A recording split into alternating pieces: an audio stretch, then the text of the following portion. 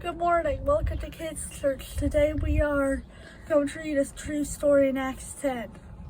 Welcome! Good morning. Today's story has to do with food. So I want you to take just a minute and draw a picture of your favorite food. Or if the food's handy, you could grab the food itself and then meet me back right here. My favorite food is cheese pizza. And a cheese stick is my favorite food. And my favorite food is cow cheese. And my favorite food is pizza and strawberries. Mac and cheese! Did you get your favorite? Now I need everybody in the room to stand up. Mom or Dad, even you, I want everybody to stand up and hold the drawing of your favorite food or hold your favorite food itself. Is everyone standing? Then you're ready to play our game. I'm gonna make some rules with your food and I need you to listen on what to do. Rule number 1, if your food has red in it or on it, sit down. That's bad. Everybody who's standing up, go ahead and give each other a high five. You're good. Hey! Rule number 2, if your food is usually a dessert food, sit down.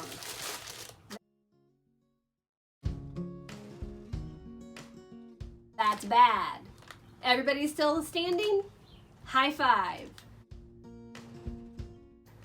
Rule number 3, if your food is normally eaten with your hands instead of silverware, sit down.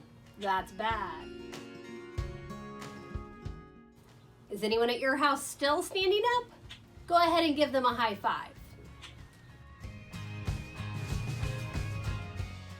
In the Old Testament, God made certain rules about food. Some meats were okay to eat, other meats weren't okay to eat.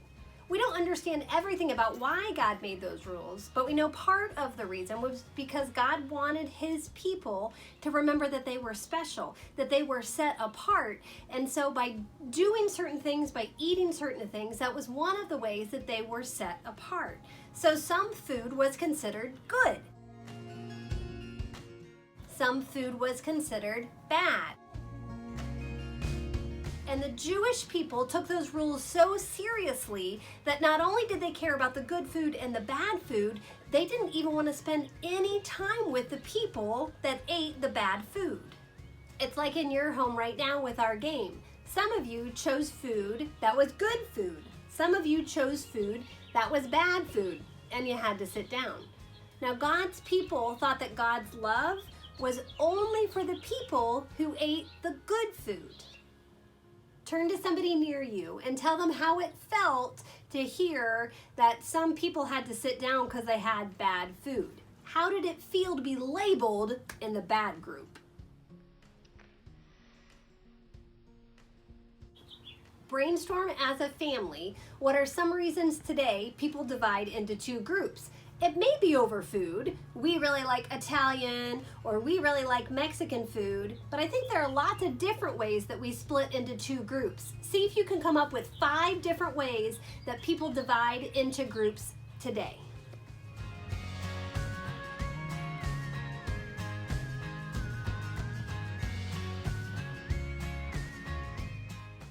If you haven't already, everybody take a seat and get comfy. We can find lots of reasons to divide people into groups. It may be your favorite sports team. For grown-ups, sometimes it's their political beliefs. It may even be boys versus girls. There are lots of ways that we divide people into groups. And that happened in Bible times too. But the bottom line of today's story is that God is welcoming, and he wants to make sure everybody knows about his love. In our Bible story today, we're going to be in Acts chapter 10, and we're going to hear about a man named Cornelius. Now, Cornelius was a man who loved God, but he wasn't Jewish, so he didn't eat the right kind of food. Peter was Jewish, and he loved God. He was a man who followed God's rules on what to eat. Let's see in Acts chapter 10 what God did to help Peter understand that everyone is welcomed into his family because of Jesus. Welcome! The next day, as Cornelius' messengers were nearing the town, Peter went up on a flat roof to pray. It was about noon and he was hungry, but while the meal was being prepared, he fell into a trance. He saw the sky open and something like a large sheet was let down by its four corners. In the sheet were all sorts of animals, reptiles, and birds. Then a voice said to him, "Get up, Peter, kill and eat them." "No, Lord," Peter declared. "I've never eaten anything that our Jewish laws have declared impure or unclean." But the voice spoke again, "Do not call something unclean if God has made it clean." The same vision was repeated 3 times. Then the sheet was suddenly pulled up to heaven. Peter was very perplexed. What do you think that vision meant?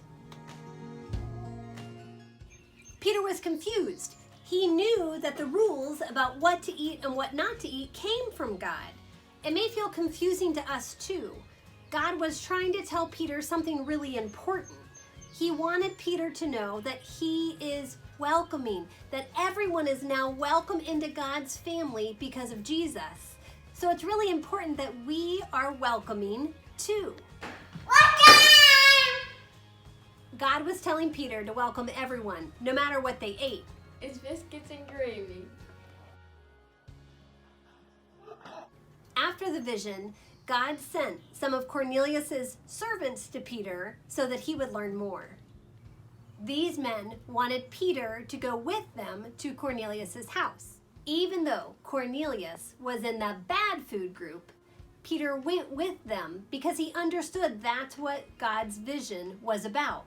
Let's take a look at Acts 10 and see what happened at Cornelius' house. Let's look at verse 28.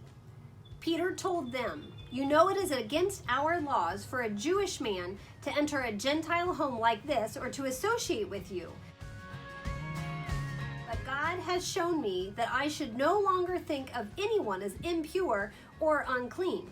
So I came without objection as soon as I was sent for. Now tell me why you sent for me." So now Cornelius is going to explain that he sent because God had given him a vision that a man named Peter would come and help make everything make sense about Jesus. So let's find out how Peter responds. Verse 34. Then Peter replied, "I see very clearly that God shows no favoritism. In every nation, he accepts those who fear him and do what is right. This is the message of the good news for the people of Israel, that there is peace with God through Jesus Christ, who is Lord of all." During the vision that Peter had, when God had said, "Don't call anything unclean that I've made clean," Peter understood that God was talking about people. Peter welcomed Cornelius because he realized that God welcomed Cornelius. God's good news through Jesus was available to everyone, and God will welcome everyone who loves him.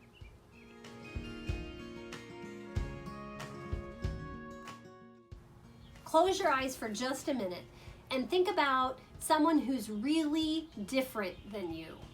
Now I want you to open your eyes and turn to the person sitting next to you and tell them who you thought of. Because of Jesus, God is welcoming, so we can be welcoming. Everyone needs to hear about Jesus' love. It doesn't matter if they eat differently than you do, or if they speak a different language than you speak, if they live in a far-off country, if they have totally different likes than you do. Everyone needs to hear about Jesus' love. And because of Jesus, God welcomes them into his family. So now it's our job to let them know that they're welcome. It's our job to be welcoming. In this video, you've gotten to see some of our friends welcome you into their home. Welcome! What I'd like like you to do as we finish up our time together this morning is talk as a family. How can you welcome others in the coming weeks? How can you let them know that they are loved? How can you let them know that you care about them? It may or may not be inviting them to sit on your back deck for dinner, but there are so many different ways that we can let people know that we welcome them, that we love them, that they're special. And when we do that, when we welcome them, when we show them love, that's probably one of the first ways that they'll start to understand that God welcomes them, that He loves them. And isn't that a great mission to be a part of? So talk about that as a family. Pray over that as a family, and I would love for you to email me and tell me your ideas. I can't wait to hear of how you welcome people to show them God's love in the coming weeks.